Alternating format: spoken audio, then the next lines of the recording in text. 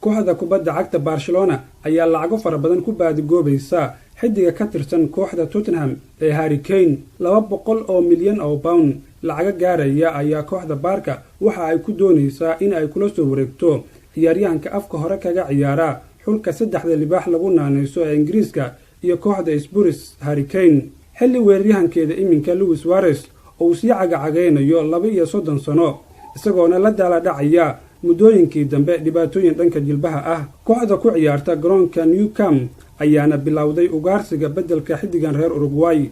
Harry Kane ayaa ugu sareeya liiska ay sida kooban u soo xulatay kooxda Barcelona ciyaartoyda ay ka doonayso daaqada kala iibsiga xagaaga soo aadan sidoo kale kooxda reer Catalan ayaa waxa isha ku haysaa Kylian Mbappe oo u safta kooxda PSG Anthony Griezmann ka Atletico Madrid iyo laacibka soo ifbaxaya ee ka tirsan kooxda Everton una dhashay dalka Brazil Richarlison hase ahaatee magaca koowaad ee Barcelona ay doonayso in ay ku soo biiriso garoonka Camp Nou ayaa ah gooldhaliyaha Ingiriiska Harry Kane xilli xidigan uu wajahayo kooxda Barcelona habeenimada Talaadada ciyaar ka tirsan is-aragga wareegga lixaad ee tartanka UEFA Champions League ciyaartan ayaa ka dhici doonta garoonka Nou Camp Tottenham ayaana u baahan in ay adkaato si ay ugu gudubto wareegga knock-out-ka bandhig wanaagsan oo uu halkaasi ka sameeyo Harry Kane ayaa sii xoojin karta xiisaha ay u qabto laacibkan kooxda kubadda cagta Barcelona